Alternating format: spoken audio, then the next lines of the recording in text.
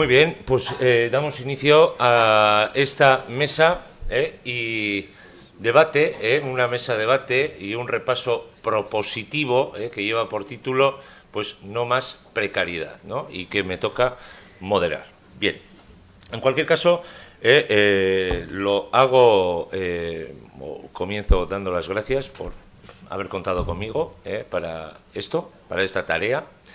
Y me gustaría, en primer lugar, retomar la distancia y la prudencia con la que el profesor Antonio Lafuente, con su perspectiva crítica, realizó sus reflexiones para introducir el tema que aquí nos convoca y que acabo de enunciar.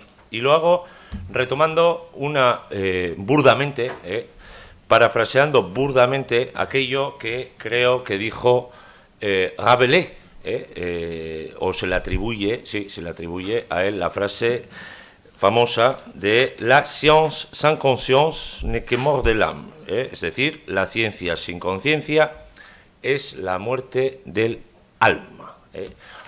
Traducido al lenguaje de nuestros días, un conocimiento irreflexivo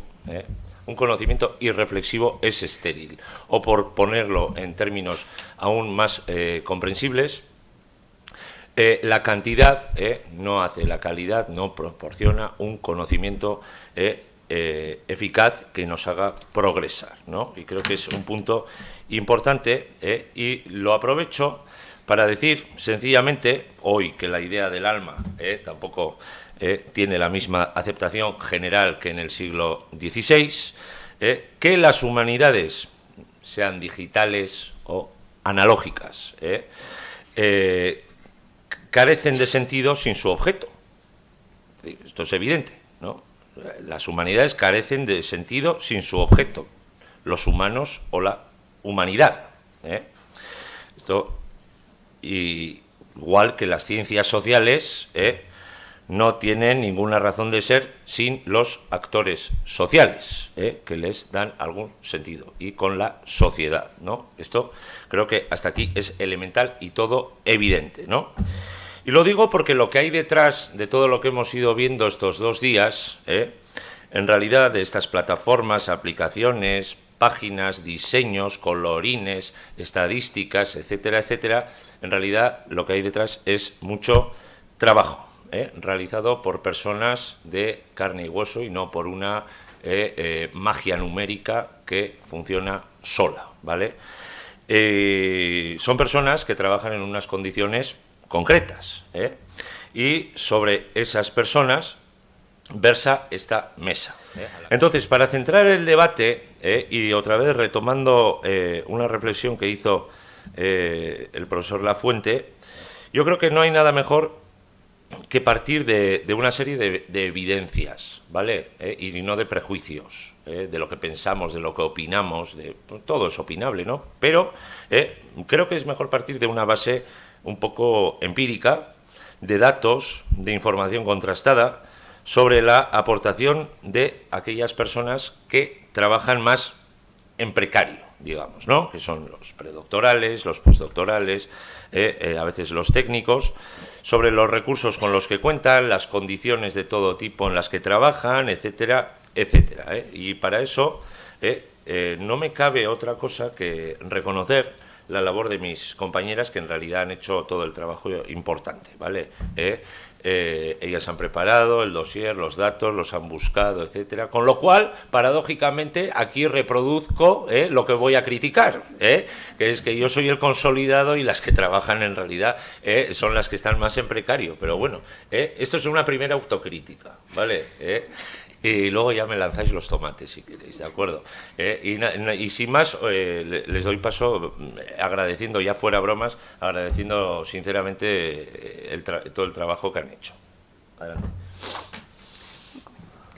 Bueno, muchas gracias, Andoni, y gracias también por contar con nosotros y nosotras para esta mesa de debate que como decía Andoni, el profesor Artola, viene, ¿no?, de esa reunión que tuvimos en diciembre y hablamos bastante de esto de la precariedad, y entonces, bueno, pues vamos a traerlo aquí porque creemos que también es parte, ¿no?, de nuestro trabajo o de nuestro ser, todo lo que pasa en torno a las condiciones laborales. Bien, primero queríamos hablar un poquito, aunque ustedes ya lo saben perfectamente, cuál es la situación actual del personal predoctoral y postdoctoral. Entonces vamos a hablar un poco sobre los sistemas de ayuda solo para recordar dónde estamos, ¿vale? Entonces, en primer lugar, en cuanto a las predoctorales, tenemos, por ejemplo, las ayudas estatales, que son las que, por ejemplo, yo conozco más. Por ejemplo, las ayudas para contratos predoctorales para la formación de doctores y doctoras, la antigua FPI, que en la convocatoria publicada en diciembre de 2022 se convocaron hasta un máximo de 1.340 ayudas, ¿vale? Se dio un dinero para un máximo de 1.340 ayudas. Digo los números para luego comentar otra cosa, ¿vale? Quédense un poquito con la idea. Todo tiene sentido. Todo, sí, todo está pensado, más o menos. Y también las ayudas para la formación del profesorado universitario, la conocida como FPU, ¿no? La nota del expediente es el primer corte que se hace y la del año de 2023 que se convocó, que la solicitud se hacía en enero de 2024, en esa convocatoria se ofertaron, digamos, 950 ayudas. Vale, después ya tenemos primero la de la UPV, el HU en concreto. El contrato predoctoral se ofertan 60 ayudas y hay una serie de condiciones que yo considero relevantes mencionar. Por un lado, que un director o directora de tesis solo puede avalar una única tesis, es decir, cada año se avala solo una, y lo mismo sucede con la de Gobierno vasco. Es obligatorio ahora hacer una estancia de investigación de 3 meses, algo que comentaremos más adelante como problema, y los criterios de evaluación en las dos son bastante parecidas, pero en la ayuda de la UPV el expediente académico es un total de 50 puntos, lo cual es bastante alto en comparación con lo que puede contar realmente el proyecto, que debería ser el proyecto de tesis el que tiene más valor. Y en el de Gobierno vasco las condiciones son bastante parecidas, se evalúa más el proyecto porque también hay una entrevista y, después tiene más burocracia de la que hablaremos también después. En el caso de las postdoctorales... Bien, en el caso de las postdoctorales, en el Estado hay varios programas postdoctorales públicos, aparte de los privados, las becas de la Caixa, BBVA, Marie Curie, etcétera, otras cosas. Nos vamos a centrar solo en las estatales autonómicas y de la UPV-HU, porque estamos aquí. Ya las conocerán, algunos los han sufrido o no lo sé, yo por suerte o por desgracia no, pero... los programas Juan de la Cierva y Ramón y Cajal, que el programa Juan de la Cierva está pensado para investigadores en edades tempranas de su formación postdoctoral, y eso, tienen como finalidad fomentar la incorporación de jóvenes con posesión de grado de doctor en el mundo, en los centros I+D, universidades, etcétera. Y en la última convocatoria aparece la concesión de un máximo de 500 ayudas de una duración de 2 años. También está el programa Ramón y Cajal, que es como el siguiente programa, que tiene una primera fase de 3 años y una segunda fase de 2 años. Y en 2023 se convocaron 494 ayudas, ¿vale? También... como también sabrán, en estos últimos años han salido algunas ayudas de recualificación del sistema universitario financiadas por la Unión Europea, los fondos de la Unión Europea Next Generation, y están pensadas para este periodo de 2021-2024. La Margarita Salas, otras ayudas que no tienen nombre, y la María Zambrano, ¿no? La Margarita Salas para la formación de jóvenes doctores y la María Zambrano para la atracción de talento internacional. Y luego también, también hay becas autonómicas, y en cuanto a programas postdoctorales propios de la universidad, pues por ejemplo, estaba antes y estos días que hemos estado mirando, en la UPV-HU está la convocatoria abierta postdoctoral y se convocan un máximo de 20 contratos, ¿vale? Y son de 3 años de duración. Perdona que antes no he dicho cuántas ayudas hay de gobierno vasco. La de la UPV ya he dicho que son 60 ayudas y las de gobierno vasco son 110 ayudas. Vale. Vale.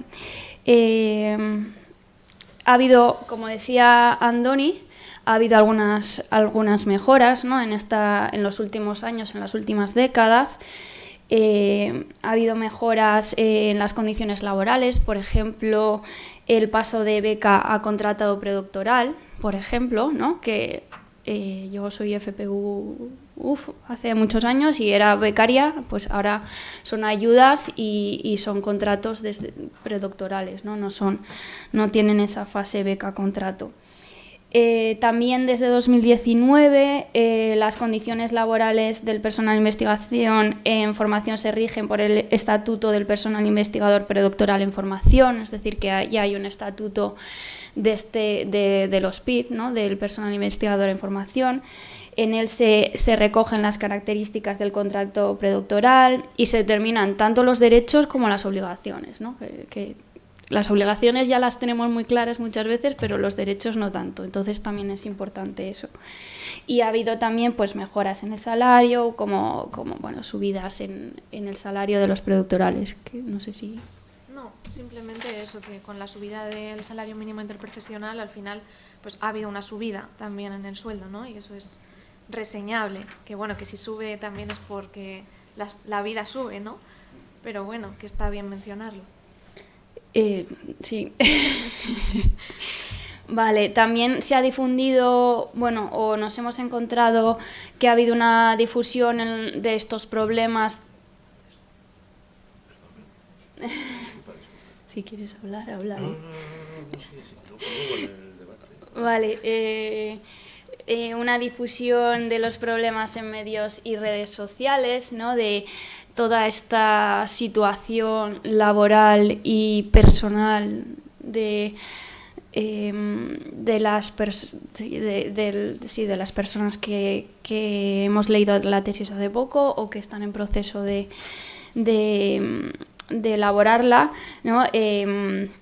Ha habido, por ejemplo, voy a hacer un salto, Ha habido, por ejemplo, pues entrevistas, y a esto hemos encontrado bastantes entrevistas o artículos de diferentes, en medios de diferentes líneas editoriales, es decir, que es solo meter precariedad, universidad y te sale muchísima información, sobre todo estos últimos años, en medios como el Diario.es, El Salto, La COPE, ABC, El País, etcétera, ¿no? que hablan sobre estos problemas que quizás antes no eran tan visibles o que la sociedad en general no pensaba que hubiera estos problemas, ¿no? No sé si les ha pasado a ustedes, ¿no? Que quizás otras personas no eran conscientes de esos problemas y ahora cada vez pues se difunde más.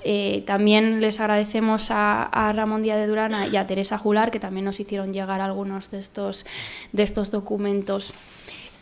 Por ejemplo, pues una entrevista a una investigadora, a Oninche Zaballa, de un centro de matemáticas aplicadas, que hablaba también en una entrevista del País, un vídeo de los problemas que tiene el personal investigador en cuanto a condiciones económicas y sobre todo a la emancipación de los jóvenes, ¿no? De que tenemos ya algunos pasados la treintena, seguimos, yo no es mi caso, ¿no? Pero enlazando contratos postdoctorales o búsqueda de contratos postdoctorales y claro,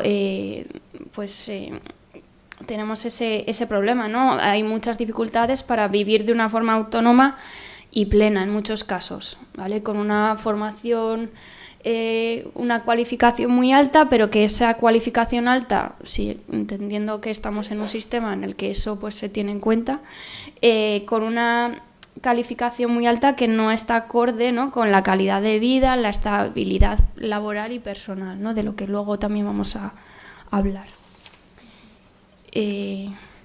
Bueno, sigo hablando. Sí, bueno, si no. quieres pasamos Sí. a los problemas, los principales problemas que hemos encontrado y que vivimos y que hemos recogido. Vale, yo he comentado con mis compañeros del departamento, yo soy investigadora predoctoral y lo he comentado con mis compañeros y me han dicho también qué cosas puedo mencionar para que todos y todas las sepamos. Y bueno, vamos a ello. En primer lugar, una de las principales diferencias que no afectan directamente al grupo de investigación, porque tenemos que ser personas beneficiarias de la ayuda para estar dentro del grupo, ¿no? Pero bueno, hay muchas diferencias entre tener beca, lo he llamado beca, ya hemos hablado antes que es un contrato predoctoral, bueno, la costumbre. Las personas no becadas ni siquiera tienen correos institucionales, no tienen acceso a los tablones de anuncios de posibles ayudas que se convocan, es decir, no les llega esa información y nos llega a los que tenemos contrato. Bueno, nadie se suele acordar de ellos y de ellas, pertenecen como a una especie de otra categoría, ¿no? No es que yo lo piense, sino que da la sensación de eso. Tampoco tienen derecho a pedir préstamos interbibliotecarios, tienen que pedir ayuda, son como estudiantes, tienen la tarjeta de estudiante. Si me equivoco en algo, después me corregís, ¿eh? Pero esto es las experiencias que yo he ido recogiendo, es que os veo las caras. Tampoco tienen espacios de trabajo concretos, es decir, nosotros tenemos el 1.46 en la Facultad de Letras, que es el aula de becarios, así se llama todavía, y bueno, hay una serie de sillas, ¿no?, con su ordenador, y son unas muy específicas, quiero decir, hay un total de... debería haberlo contado, pero unas 20, ¿no? Y solo tenemos ese espacio. Y esto me lleva al siguiente punto, que los espacios de trabajo no hay ordenadores suficientes para todos y para todas. En este caso, en el grupo de investigación nuestro, sí que tenemos derecho a tener sala en el Micaela, pero otros grupos de investigación con menos financiación no tienen ese privilegio. Y creo que es importante mencionarlo. Por otro lado, es otro problema que tampoco tenemos en el grupo, pero la financiación para congresos. No todo el mundo no todos los grupos tienen dinero suficiente para financiar los congresos de los y de las investigadoras. Además, bueno, en las bolsas de viaje, si estás dentro de un grupo de investigación, ya no puedes pedir la bolsa de viaje. Entonces, bueno, y por no hablar de que los no becados no pueden disfrutar de ningún tipo de financiación, ni siquiera de las bolsas de viaje, tengo entendido, según mis fuentes. Después, un punto muy importante, que hoy vengo muy enfadada con esto, es la violencia burocrática a la que nos sometemos y la desinformación. En mi caso, este año, y si hay más personas, podemos hacer una recogida de firmas general, el gobierno vasco no avisó de la convocatoria de las ayudas de estancia doctoral Egon Labur. Otros años han avisado por correo y lo convocaron el año pasado en enero. Yo llamé, bueno, esto es una experiencia un poco personal, perdonad si me voy a lo personal, pero es que necesito desahogarme, ya que estoy aquí. Yo llamé, me dijeron, no te preocupes, saldrán en enero. Bueno, de repente me veo en noviembre que se me acaba de pasar la convocatoria por una semana. Llamo y me dicen que no tienen la obligación de avisar. Claro que no tienen obligación de avisar, pero entenderéis que si siempre avisan, cada año avisan, es raro que de repente no te avisen. Bueno, entonces tenemos mucha desinformación al respecto, tenemos que estar detrás de todo. Somos como Superman, Superwoman, tenemos que estar a 100.000 cosas. Aparte, bueno, la excesiva burocracia a la que nos sometemos con licencias, permisos, bueno, eso creo que todo el mundo, ¿no? No solamente los predocs y los postdocs. Vale, sí que me han pedido que mencione que hay diferencias entre las becas en el sentido de que el gobierno vasco sí que nos paga la matrícula. Yo soy beneficiaria de gobierno vasco, creo que ha quedado claro. A nosotros sí que se nos paga la matrícula del programa predoctoral. A los que tienen la ayuda del gobierno de la UPV, no. Vale, es una queja que está muy... Hoy en día se está hablando mucho en el aula de becarios. Todo esto de la burocracia, del problema con las ayudas Egon Labur, me lleva a las estancias de investigación. que ahora mismo es obligatorio realizar una estancia de investigación antes del tercer año. En el gobierno vasco es antes del tercer año, en la UPV creo que no pone antes del tercer año, o sí, ahora mismo no lo tengo fresco, pero es obligatorio que te vayas. O sea, tengas o no tengas dinero, tengas o no tengas familia, tengas o no tengas perro, lo que sea, tienes que irte de estancia si quieres tener una ayuda predoctoral. Y bueno, eso está claro que somete a las personas que no tienen ayuda de ningún tipo, ni ningún tipo de sueldo, a estar siempre por detrás, porque en los méritos siempre vamos a estar por delante las personas que nos hemos ido de estancia. Me está quedando muy de quejas, lo siento, Andoni.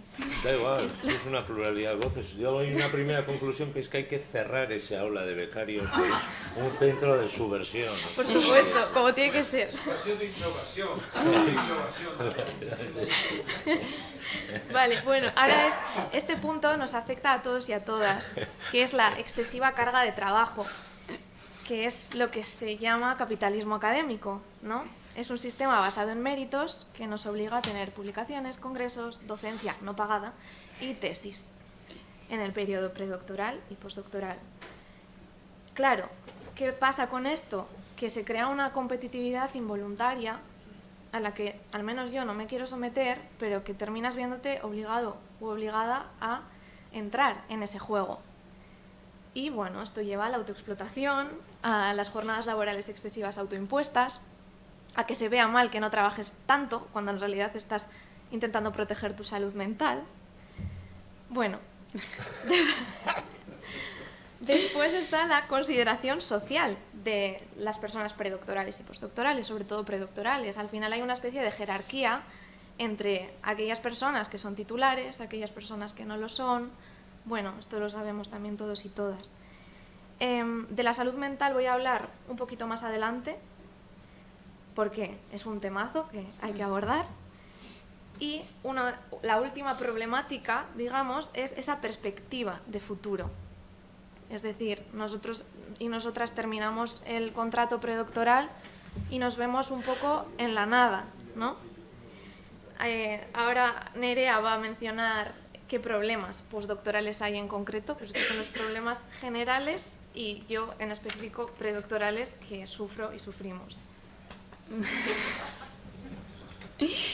Bien, por seguir un poco la onda. ¿Vas a seguir igual? Por supuesto. Bueno, y me estoy cortando, ¿eh? Yo es que me he venido arriba, ya no podía. Bueno, qué terror, ¿no? No, me voy a referir un poco a los problemas postdoctorales que, bueno, algunos de vosotros y vosotras seguro que sufrís o habéis estado sufriendo.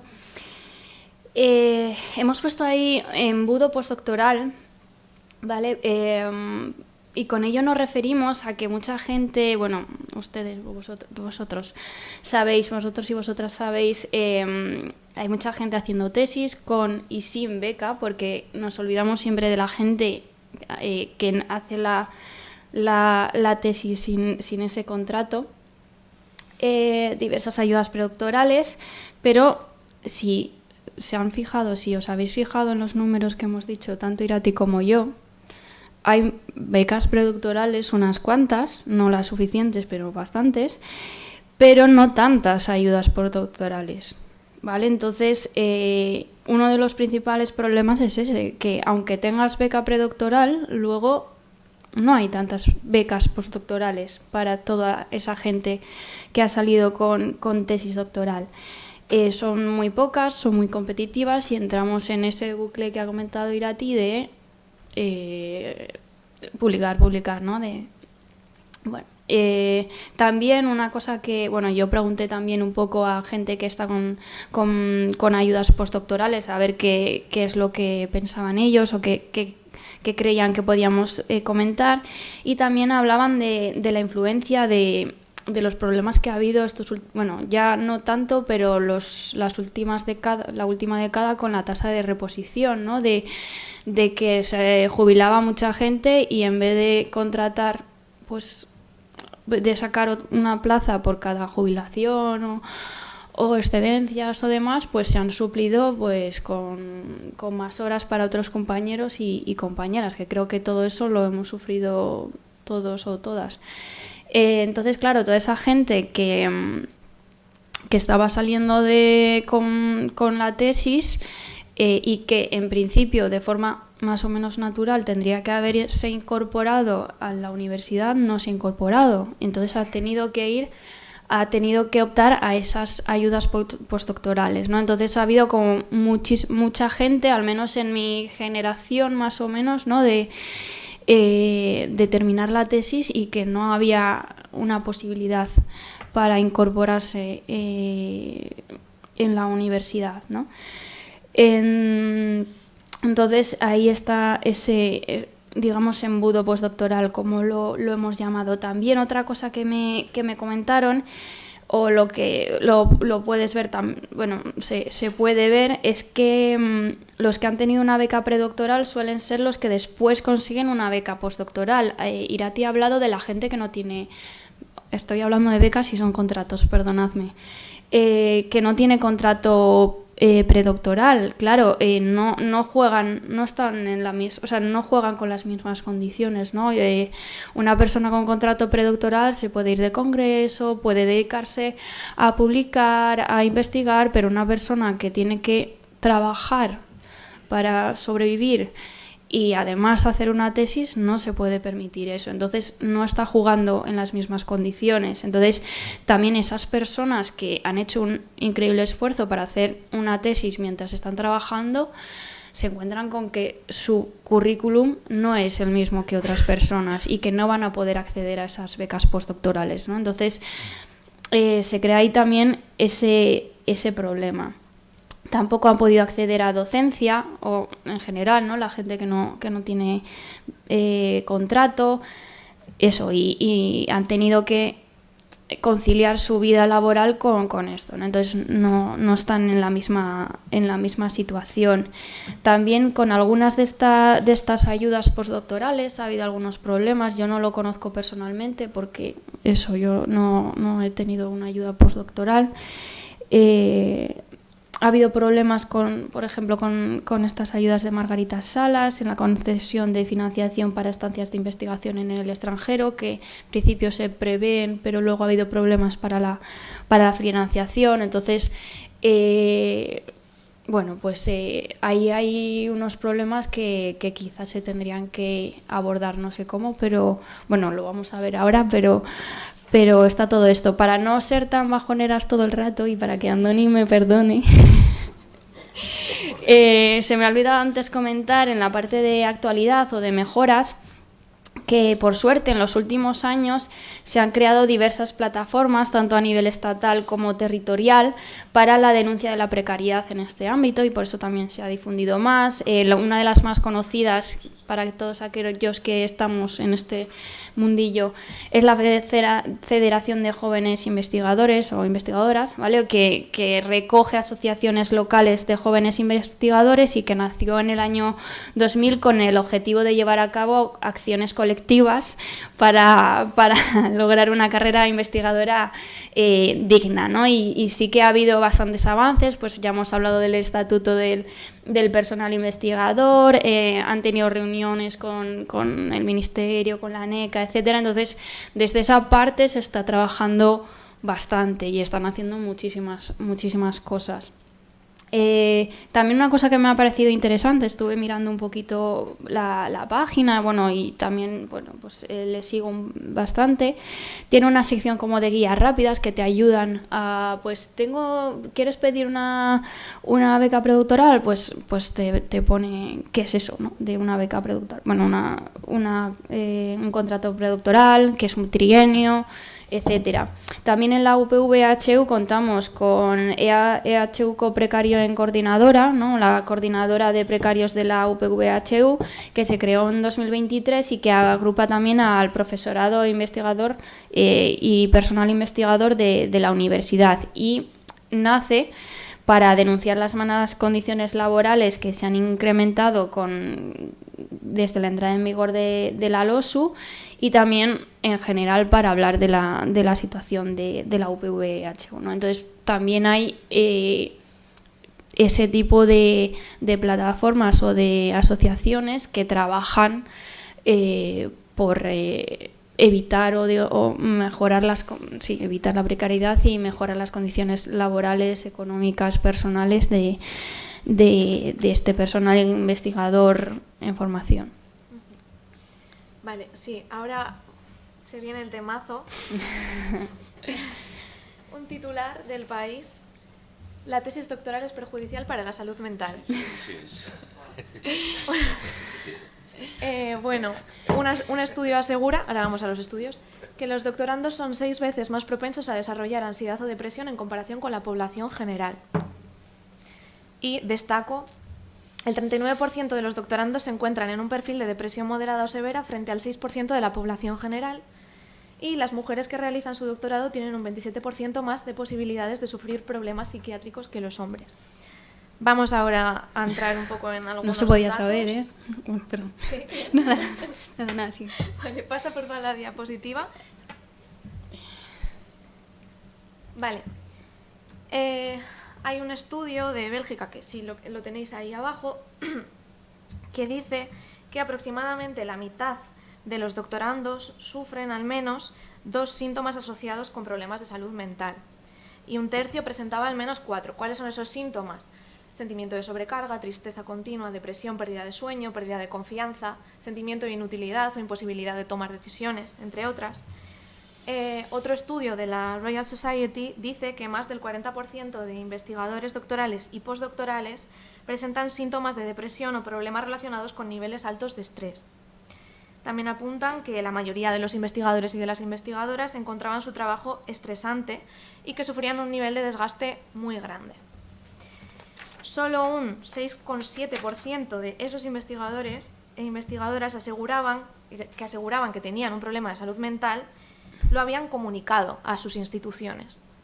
Es decir, hay una falta de confianza muy grande hacia las instituciones, porque aquí, bueno, en la UPV hay un servicio de salud mental, hay recursos, ¿no? Pocos, pero a verlos haylos. Y en este caso se ve que solamente un 6,7% de esos investigadores lo denunciaban. Bueno, después hay otro estudio de Nature que no he traído aquí, que dice que el 41% de los estudiantes de doctorado padecen ansiedad, mientras que un 39% sufre depresión. Y que las mujeres, en el caso de la ansiedad, es casi 10 puntos porcentuales mayor.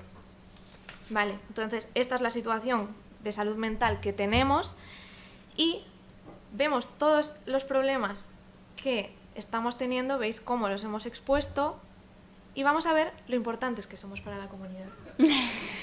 Sí, esto es muy relevante. Esto le gusta mucho a Andoni. No, eso es muy relevante. Vale, bueno, esto es en el grupo de investigación, ¿vale? En nuestro grupo de investigación hay un total, esto lo tengo por aquí. Sí, en general hay PDIs, hay 31 ahora mismo, en 2024, personal investigador predoctoral, 17, postdoctoral 4, colaboradores 3 y personal técnico 2 personas. Vale, entonces, en la siguiente diapositiva vamos a ver el ejercicio de las publicaciones del ejercicio 2016-2021, porque no contaba con el actual. A todo esto, gracias Ramón por enviar todos los datos. No soy la mejor en matemáticas, entonces solamente espero haber hecho bien el cálculo. Y gracias Nerea por hacer los gráficos. Entonces, vemos aquí cómo... a ver, que lo tengo por aquí. ¿Te pongo la otra tesis? Sí, primero lo de la tesis mejor. Hubo un total de 26 tesis defendidas, una de ellas con sobresaliente y el resto con sobresaliente cum laude, es decir, que se ve que hay una gran... Vamos, que las tesis doctorales defendidas se defienden muy bien, con muy buena calificación. Vale, dicho esto, vamos a ver ahora sí las publicaciones predoctorales y postdoctorales. Bueno, hay un total, el personal investigador predoctoral y postdoctoral ha hecho un total de 102 publicaciones y, bueno, vemos también las distintas categorías, que no voy a entrar en ellas, ¿no? Los tipos de publicaciones, cuándo son capítulos de libro, artículos de revistas, si están indexadas, en qué cuartil están, los libros que se han publicado. Vale, entonces vemos aquí como 102 de esas publicaciones predoctorales y postdoctorales son lo que nos han ayudado en el grupo, ¿no?, a conseguir esos objetivos que se plantean al inicio. O sea, si vemos aquí una comparativa, vemos cómo los investigadores predoctorales y postdoctorales contribuyen un 36% a ese cómputo total de las publicaciones, porque los otros investigadores publicaron un total de 184 artículos, capítulos de libro, etc. Entonces podemos ver cómo realmente colaboramos, cómo somos importantes en todo este entramado y cómo también deberíamos tener unos cuidados, ¿no?, como el resto. Que no digo que en el grupo no se nos cuide, ¿eh? Digo en general. Entonces, dicho esto, vamos a ir ahora a la parte de las posibles soluciones. ¿Qué soluciones podemos plantear visto todo esto? Bueno, la idea es decir una serie de soluciones que consideramos, pero ahora, bueno, esto es una mesa de debate, ¿no? Nos gustaría que todos y todas dijerais qué pensáis, qué soluciones veis, qué podemos hacer nosotros y nosotras como comunidad investigadora. En primer lugar, uno de los puntos más importantes es la solidaridad entre nosotros y nosotras. Cito un artículo del Salto que dice: red de cuidados colectivos mediante un grupo de confianza donde se puede socializar el sufrimiento y organizar la lucha.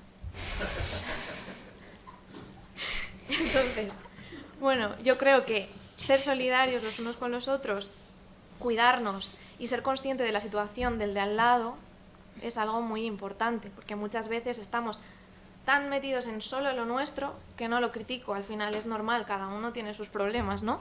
Estás tan metido en lo tuyo que no ves la situación del de al lado, y está bien que nos impliquemos, que ese es el siguiente punto, y que nos solidaricemos.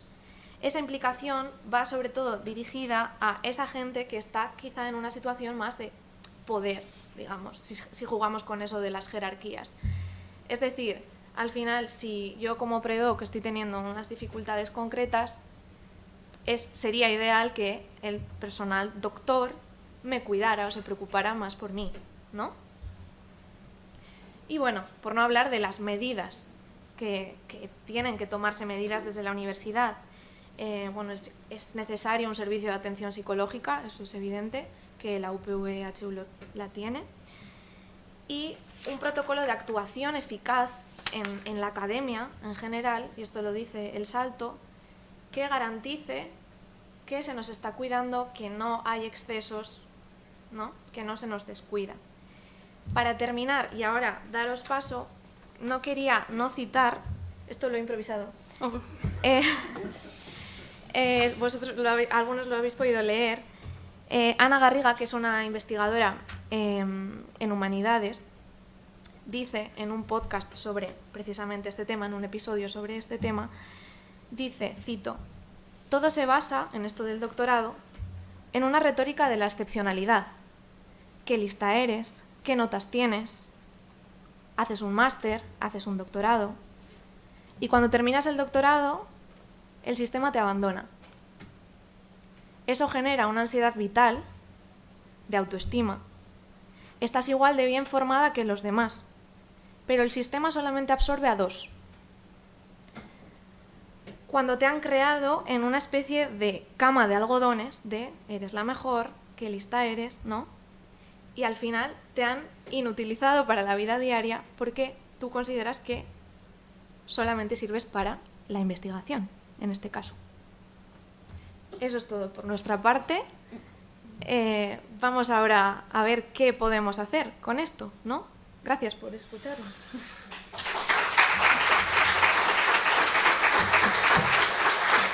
Bueno, no, una precisión, no, esto es, hay un trabajo de fondo aquí, y sobre todo hay un aspecto positivo, es que he sacado una cuenta y básicamente la producción de artículos, capítulos de libro per cápita, entre predoctorales, postdoctorales y personal, llamémosle consolidado, es básicamente el mismo, porque aquí hay algunas cifras que en realidad deberían ser de pre y post, que se han metido en la de otros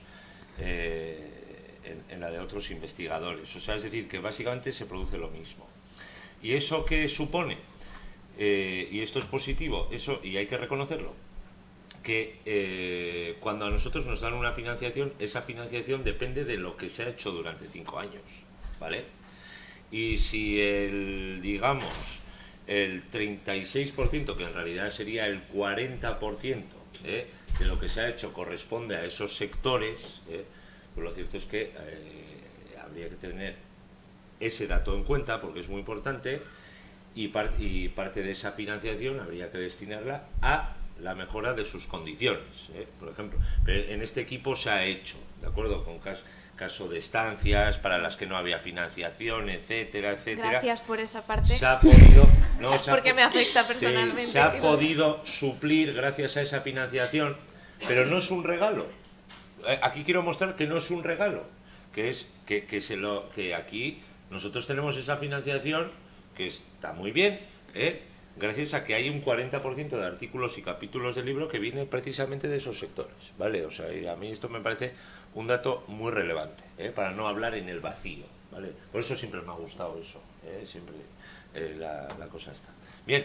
Esos sectores que, perdón, los predoctorales tienen que hacer una tesis y los postdoctorales, bueno, claro, con ayudas... También.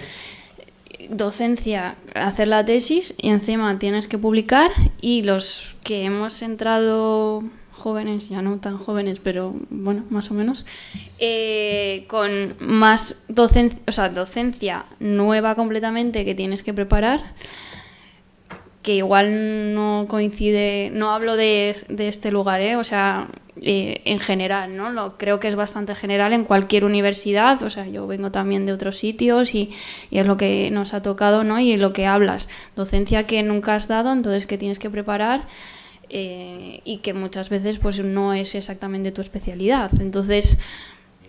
O sea, que no solo es que publiquemos lo mismo, sino que igual también hay otras condiciones por detrás con las que tenemos que contar. Eso, no sé, yo creo que la aportación, bueno, en este caso la aportación de Irati, que se ha currado ahí todas las tablas y ha hecho un montón de trabajo, vamos, o sea, no sé, vamos, es clarísima, ¿no? Entonces, bueno, que también tenemos que tener en cuenta eso, y yo creo que la parte esta de solidaridad es súper importante. De ahí también todas estas plataformas para luchar contra la precariedad, que estamos viendo que dan sus frutos, y la implicación, ¿no? Porque nos podemos implicar las que estamos más afectadas por esto, pero también otras personas, lo que ha dicho Irati, ¿no? De gente que ya está quizás en una situación más privilegiada, que no, de verdad que no estoy hablando de este lugar, porque creo que en ese sentido pues estamos bien cuidados y cuidadas, ¿no? Pero en otros lugares, ¿no? Que también se implicará gente que ya está en esa situación de privilegio, y que dijera, bueno, pues vamos a echar una mano a esta gente, ¿no? Que también está aquí. Entonces, bueno, sin más. ¿Qué opinan ustedes? Venga, ya. Venga. El turno que hable el pueblo. El catedrático hizo el otro día de telefonista. Pasa si quieres. A ver, ¿esto cómo va? Sí, dale. Hola. Sí. Hoy las respuestas sobre los comentarios no son tanto a nosotros, sino que es un debate, ¿vale? O sea, esto solo ha sido una introducción.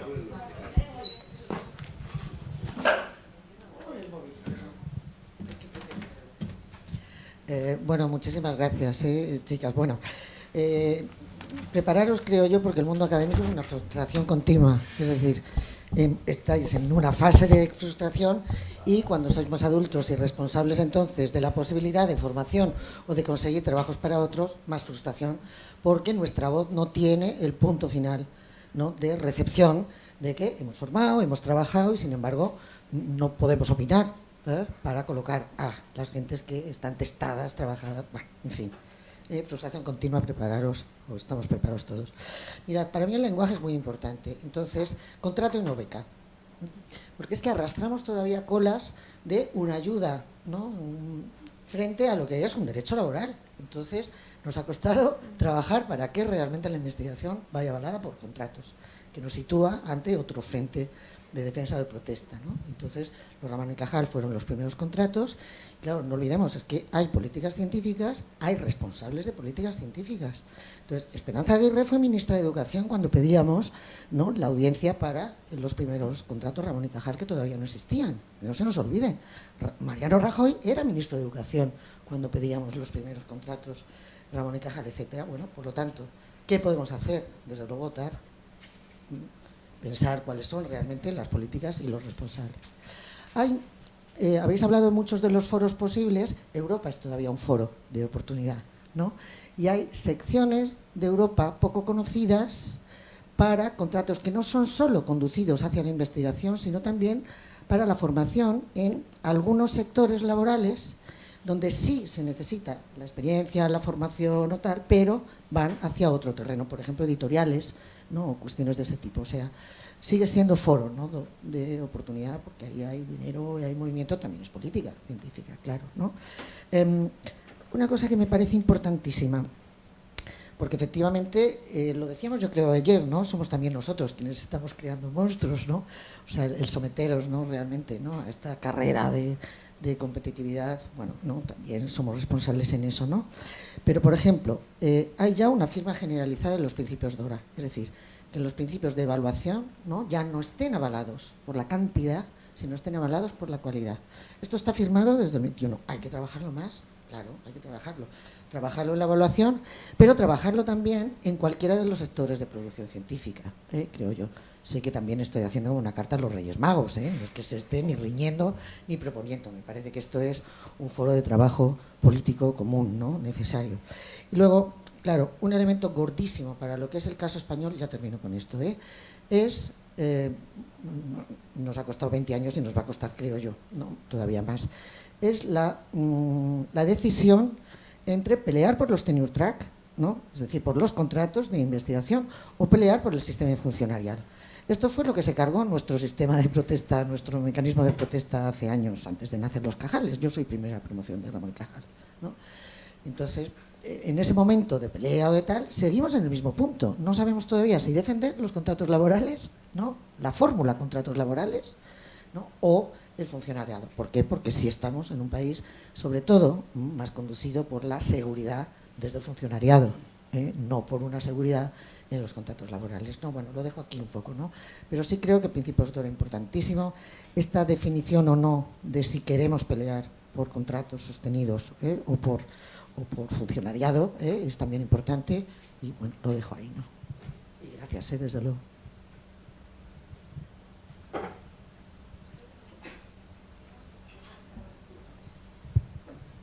Bueno, muchísimas gracias como precario, muchísimas gracias por dar voz a estos temas.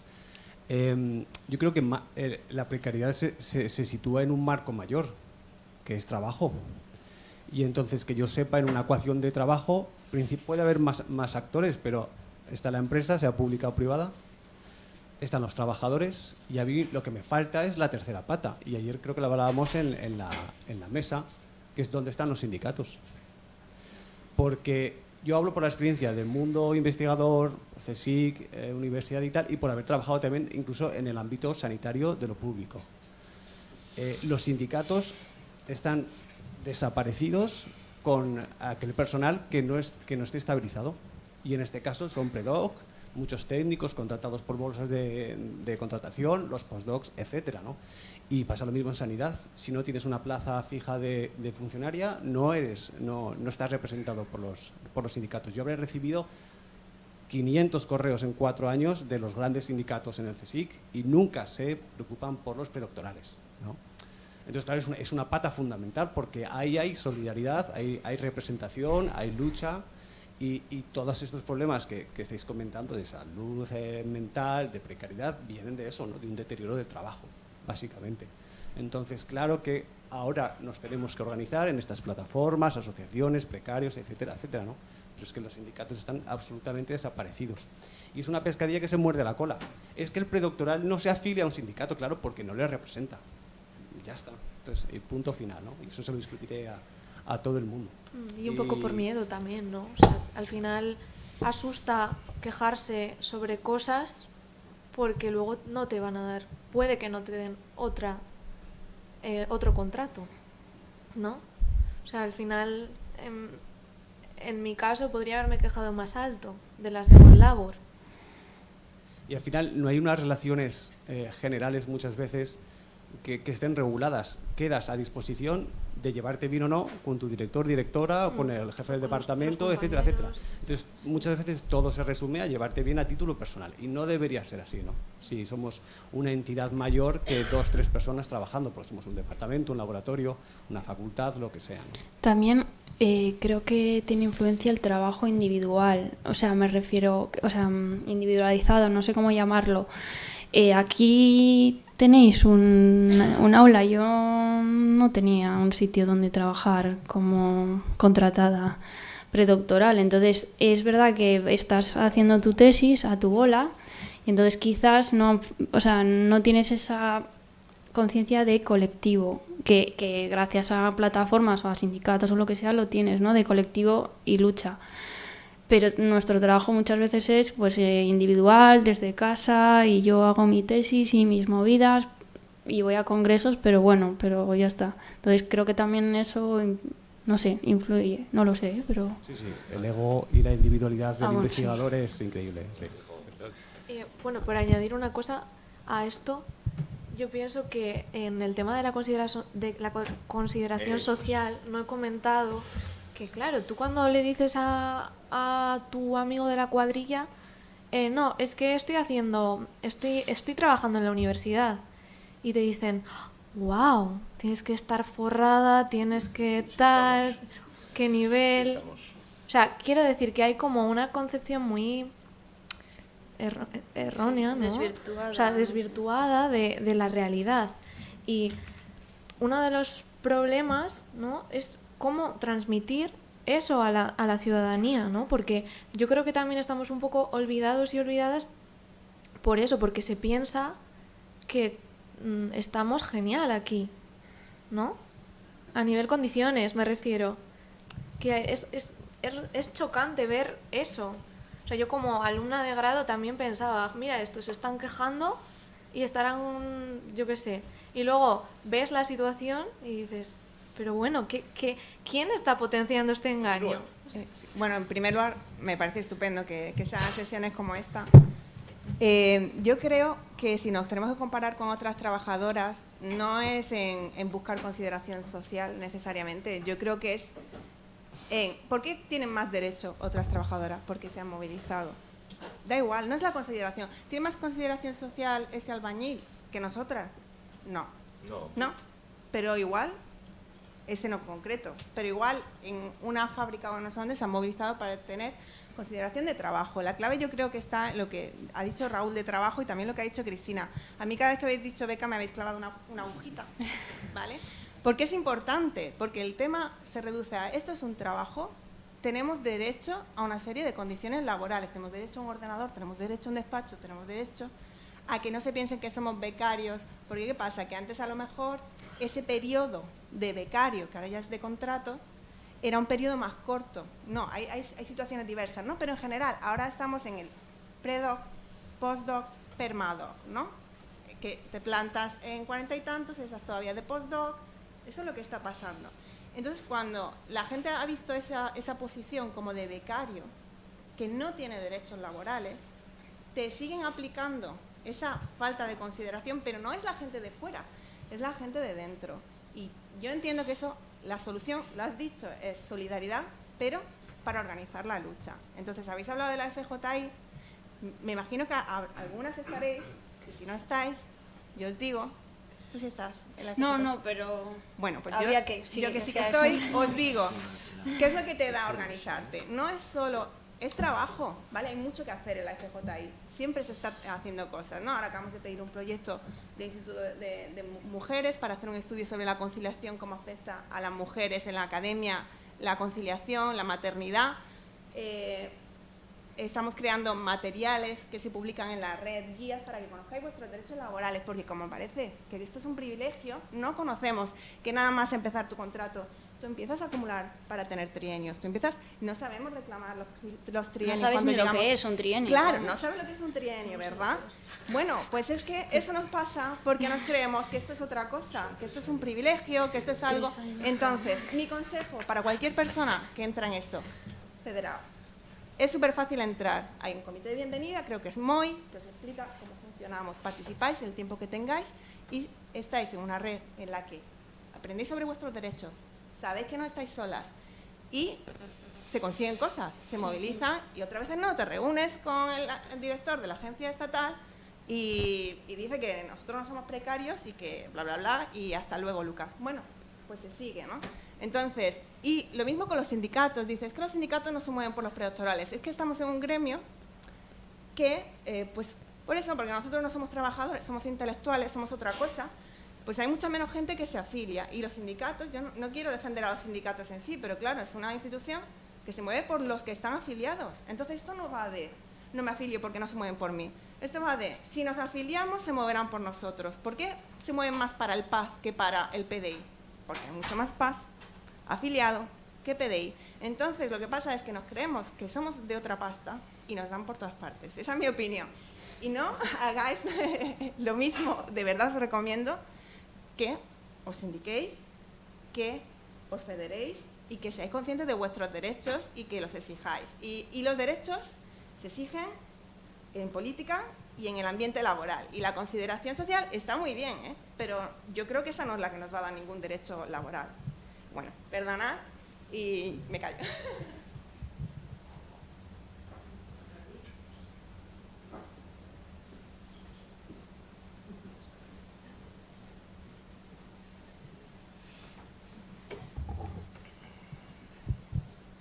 Hola, buenos días.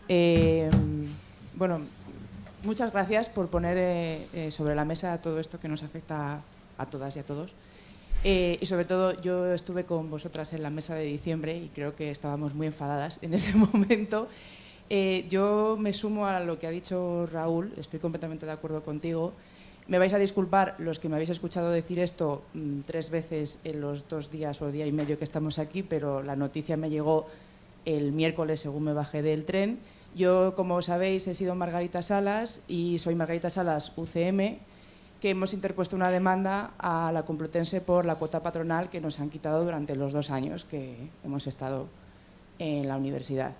Finalmente hemos contratado a un colectivo de abogados y vamos a ya tramitar. Acabamos de hacer la cesión de poderes. Son casi 700 euros al mes lo que la Universidad Complutense de Madrid nos ha quitado. No es poco dinero. ¿Cuál ha sido el problema, no? Primero, que hasta que empezaron a llegar las nóminas no sabíamos lo que estaba sucediendo.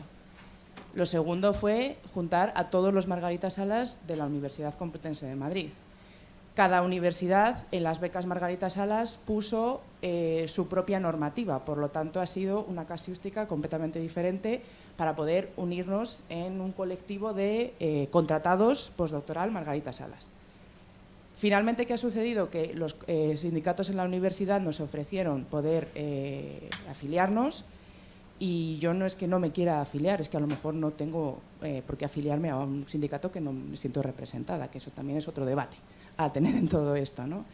Pero al final no es o sea, es una parte de mi enfado, pero también como no sé si hay más Margarita Salas aquí y no sé cómo está la situación en esta, vale, pues uno más, quería poner un poco que quedase aquí para que si hay alguna cosa de comentar o si por lo que sea están tramitándose, llevar a un colectivo o tramitar la demanda, que se sepa, porque evidentemente en cuanto esto entre en el Tribunal Superior de Justicia que diga que tenemos razón, ya se crea un precedente sobre el que se puede trabajar, ¿no? Entonces, creo que evidentemente la solidaridad entre nosotros y compartir estos espacios es francamente importante y cada vez somos más afortunadas por sentir que ese espacio nos pertenece y que podemos hablar de salud mental sin que parezca que estamos locas, nunca mejor dicho. Pero creo que también hay una cuestión administrativa y burocrática que es fundamental, en la que sí que hay que tener una presencia cada vez mayor y atreverse a denunciar cosas que a lo mejor antes no se podían denunciar, siendo consciente que nos ampara una ley, aunque pensemos que no. Entonces, pues bueno, que gracias por estos espacios, que perdón por este momento de enfado de Margarita Salas y que espero la próxima vez que nos veamos pues decir que hemos ganado y que se nos ha devuelto el dinero que nos tienen que devolver.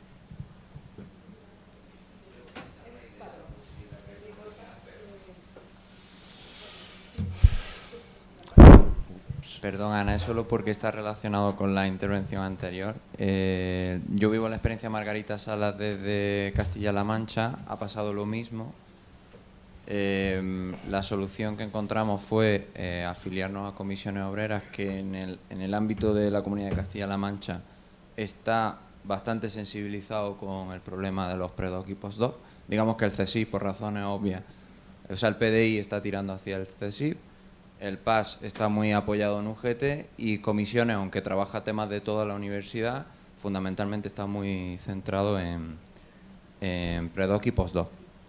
Hacen reuniones mensuales, se están añadiendo nuevos temas, se están negociando muchas cosas en paralelo y concretamente en la Margarita Salas, a través de un equipo de abogados, se están llevando denuncias individuales para cada caso, porque cada uno empieza la denuncia en un momento distinto, no es exactamente la misma cantidad de dinero que te deben.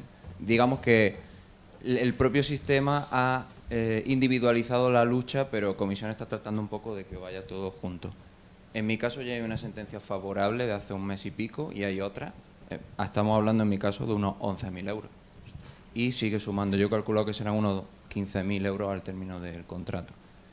Como son sentencias individuales y han salido por un tribunal regional y se están elevando los pleitos al Tribunal Supremo hasta que este no marque jurisprudencia, pues esto ninguna se está aplicando, pero que en algún momento ganaremos y yo no sé cómo están en otras comunidades autónomas.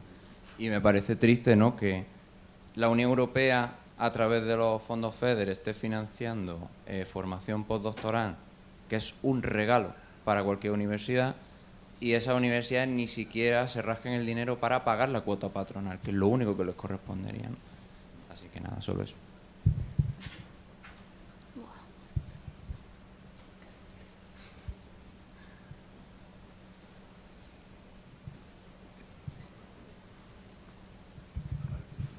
Bueno, pues muchas gracias. Yo no sé por dónde empezar, la verdad, porque pasa como a Cristina, que tiene muchas cosas que decir y claro, yo además hablo desde mi posición de funcionaria, que bueno, ya decir funcionaria ya es mucho, aunque en realidad la precariedad es que va unida a la historia, vamos a decir, bueno, yo voy a hablar de la historia desde la democracia. Ha venido unida a la universidad, ¿no? La precariedad se ha construido con la universidad en nuestro sistema democrático, de una u otra manera. Es que no es un tema nuevo en absoluto. Lo que sí es un tema nuevo en estos años es que la vía de acceso a la universidad, yo hablo de la universidad, por la investigación se ha acrecentado, por la financiación y porque se ha optado, como decía Cristina, por esa vía y no por fomentar una carrera racional, coherente, sana, realista, ¿no? Una carrera académica hacia el funcionariado, que tendría que haber sido esa la vía realmente. Entonces, bueno, para no irme mucho por las nubes, yo veo aquí varias cosas. Primero, la cuestión de la percepción, el lenguaje. A mí me parece fundamental que se pelee y que, primero, que se pelee empezando por uno mismo, la autoconciencia de que sois trabajadores, sois contratados. Yo cuando empecé mi beca es que no era realmente una becaria, no era una contratada. Por tanto, basta ya, sois contratados desde el principio. Quitad ese cartel de becarios, cambiadlo, porque sois trabajadores, sois PDI. Y empezad por la percepción social, no, la percepción en la propia universidad. Porque hay una percepción negativa de la investigación y de los investigadores. Lo hemos hablado esta mañana, bueno, mis compañeros de la UCM. Y eso afecta a muchas pequeñas cosas que hay que pelear en lo pequeño, en esas pequeñas cosas. Por tanto, fuera ayudas, fuera becas, porque además hay becas y hay ayudas. Sigue habiendo becas y sigue habiendo ayudas. De instituciones privadas, aquí no ha aparecido la problemática público-privado, que me parece fundamental, que está creando otra vía sutil, que está socavando el mérito, que podéis y debéis valorar vosotras, porque habéis peleado en convocatorias competitivas y muy competitivas. Y sin embargo hay instituciones privadas confesionales de la Iglesia que están ofreciendo lo mismo que os ofrece a vosotros el Estado, nuestras instituciones, a todos los niveles. Y luego a la hora de las evaluaciones podéis pensar, es que no se está valorando igual. Sí se está valorando igual, en muchos ámbitos. Por tanto, hay un diagnóstico que falta. O sea, hay un diagnóstico que tiene que ser mucho más riguroso. Somos personal científico, vamos a hacer un diagnóstico de vuestra situación rigurosa, sin miedo a tener que meteros con otros compañeros que no están en vuestras situaciones. Desgraciadamente, el sistema universitario científico es muy competitivo, cada vez más competitivo, porque es reflejo de la sociedad, completamente capitalismo académico, lo habéis mencionado. Es que el capitalismo académico no son dos palabras, es un monstruo que nos come todos los días. Por tanto, hay que ser conscientes de ello y que vosotros sois personas utópicas, en el buen sentido de la palabra, y hay que incluir todo lo que decís, pero hay también que ir a lo concreto. Y lo concreto nos obliga a mancharnos las manos muchas veces, que consiste en tener que competir con otros compañeros a los que a lo mejor los conocemos, son compañeros de despacho, pero no están en nuestras mismas situaciones. Y hay que tratar de enfrentarse a ese dilema. Solidaridad, por supuesto, pero hay otra palabra, otras dos palabras. Las palabras. Grupo de interés, ¿no? Muy medieval, muy de la sociología también. Es que tenéis que ser muy conscientes de cuáles son vuestros intereses en lo concreto. Y por tanto, definir, tratar de establecer la lucha, la movilización, como ha dicho María Ángeles, que estoy totalmente de acuerdo con ella. Yo quería hablar de los sindicatos también. Y tenéis razón, los sindicatos defraudan, nos han defraudado siempre, por supuesto. Pero también nos defrauda la familia, también nos defraudan los amigos, también nos defrauda muchas veces la pareja. Bueno, todo el mundo, no podemos no defraudarnos, pero aún así hay que saber quién puede pelear por nuestros intereses. Y ahí también hay personas concretas, de carne y hueso, como decía Andoni. Y desgraciadamente es que hay ámbitos donde se pelean los derechos. En los juzgados está muy bien la iniciativa que han hecho los Margarita Salas, Zambrano, y han ido al juzgado, que es donde hay que ir. Pero para eso también hay que contar con los sindicatos, porque mucha gente no puede pagarse una defensa laboral. Y los sindicatos, bueno, te afilias, es verdad, podéis decirme, es que no, tampoco nos podemos pagar la afiliación. Bueno, en fin, se pueden pagar muchas cosas que no son tan caras y a lo mejor estamos empleando dinero también en otras cuestiones.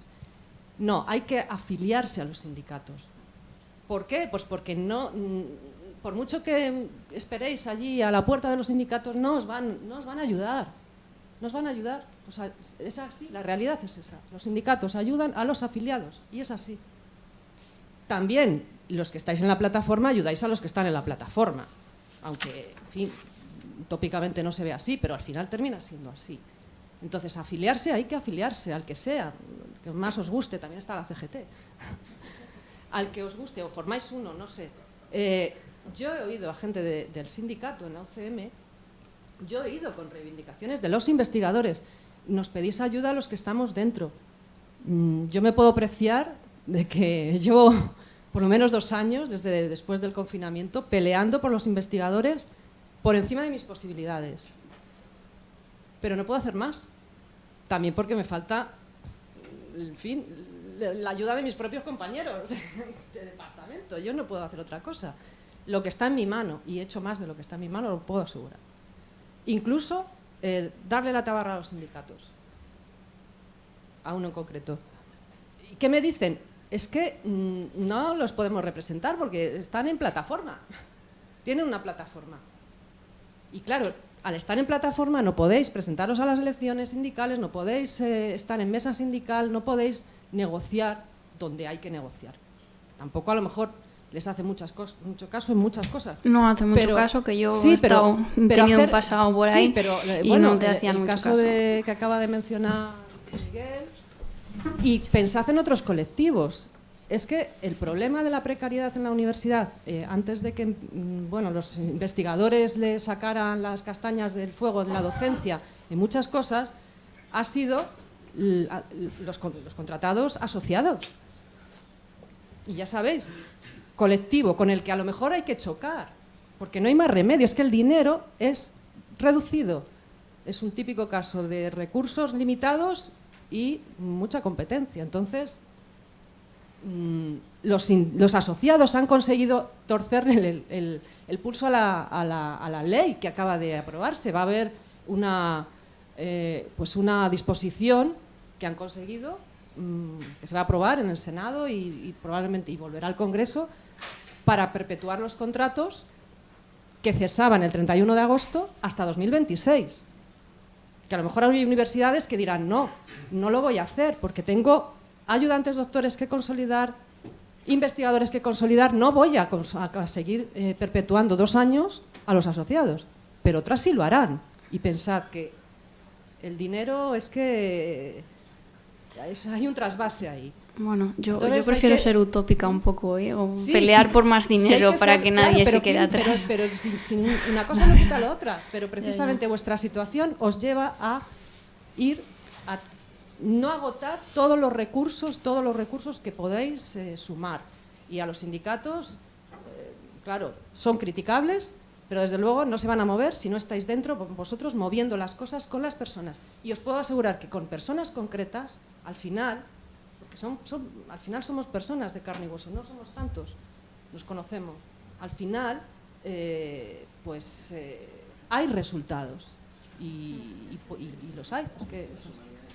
Y no sé, yo no sé si va a decir más cosas. Bueno, porque hay que... Sí.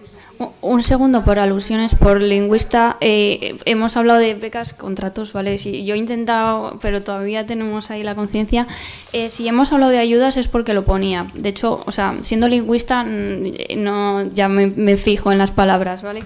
Y ponía ayudas para la recualificación. De hecho, lo he copiado porque pone eso. Yo creo que lo ponen queriendo también de ayudas para que no aparezca. En los FPI sí que pone contratos predoctorales, pero en FPU no, para que... El gobierno vasco son ayudas. Por eso.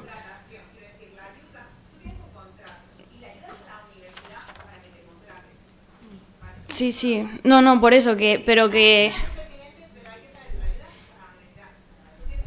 Sí, no, por supuesto, vamos. O sea, de hecho ya lo hemos hablado, para la mejora de la situación, o sea, eso, yo soy FPU 2012 y yo era 2 años beca, 2 años contrato, y joder, yo me alegro un montón de que ahora empiecen contrato, es genial, o sea, por supuesto, porque además de como que con lo que habéis comentado de la conciencia esta de no, si sois becarios, a mí me decían, bueno, es que bastante, ¿no? Si estás con beca, no, bueno, pero es que estoy trabajando en la universidad, o sea, bueno, mis aportaciones pueden ser mejores o peores, pero estoy aportando cosas a la universidad, entonces totalmente de acuerdo con eso, y perdón, ya. No, yo pedí la palabra antes de que ella interviniera, ya no sé si tengo algo más que decir, porque me ha parecido muy brillante toda esta conversación entre nosotros, para empezar por vuestras intervenciones, que fueron maravillosas, y luego he oído cosas muy inteligentes y no sé qué más puedo decir. Incluso había renunciado a la palabra, pero ella me ha dicho, no renuncies. Entonces, y la primera cosa, me sentía llamado a intervenir para salir de la zona de confort y mostrar solidaridad y mostrar compromiso, ¿no? Yo tengo 3 hijos, 2 hijas y un hijo, y viven en la misma situación que vosotras. Una ya ha renunciado a la academia y se ha buscado trabajo por fuera, pero los otros 2 están exactamente como vosotras, en ese proceso postdoctoral. Tengo una hija que ya ha trabajado en Cambridge, en Helsinki, en Zúrich, en Lisboa y aún no tiene un empleo fijo y ya tiene una hija porque se ha metido en los 37 años y entonces ahora estamos todos preocupados, ¿no? Sé que yo me siento muy próximo a lo que vosotros decís, y el otro vive en Ginebra y está igual. Entonces me sentía obligado a hablar de esto y también a ponerlo en un contexto algo más general, en ese del capitalismo académico, sobre el que hay toneladas de cosas escritas y no deberíamos poner caritas como para pedir permiso por usar un término que está acreditado en revistas de mucho prestigio y por autores de mucha relevancia, ¿no? Y todos esos textos sostienen cosas muy parecidas, que en la academia, donde comparto que necesitamos menos Prozac y más sindicatos, por supuesto, y solo lo voy a decir, iba yo a extenderme, pero después de tu intervención no tengo nada que agregar.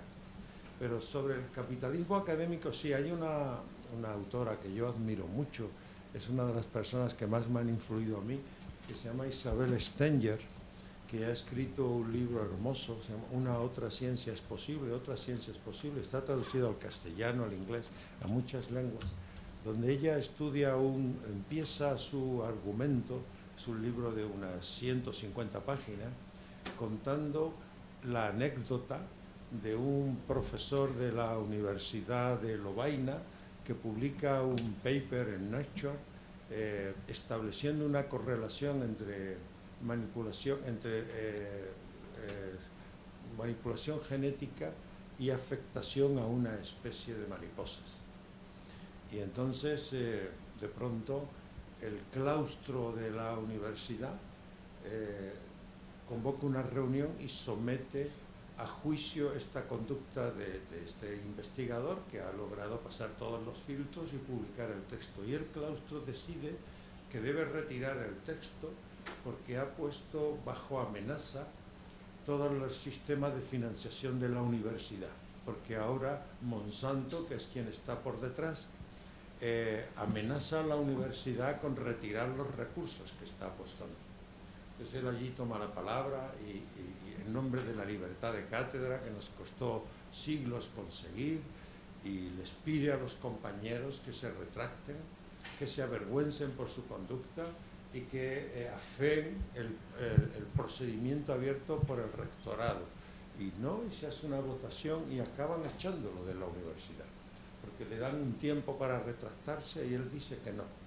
Entonces Isabel Stenger considera que este es un tema lo bastante importante como para escribir un libro sobre el asunto, un libro que ha tenido mucho impacto y en donde explica la importancia que tiene de que tomemos conciencia de que esto de haber institucionalizado el bullying como una práctica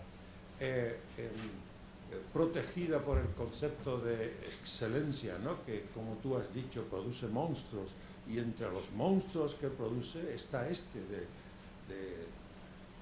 que a los académicos no son tratados como trabajadores. Hemos renunciado como intelectuales a derechos que tienen los camareros y que tienen los fontaneros y los que arreglan cocinas, pero los académicos se nos ha olvidado eso, ¿no? Yo creo que aquí está muy bien todos los que han tomado la palabra para decir que tenemos que reconciliarnos con los sindicatos. No solo tenemos que cambiar la universidad, tenemos que cambiar los sindicatos también, que es obvio que en algún momento se descolocaron y perdieron un cierto sentido de la realidad, ¿no?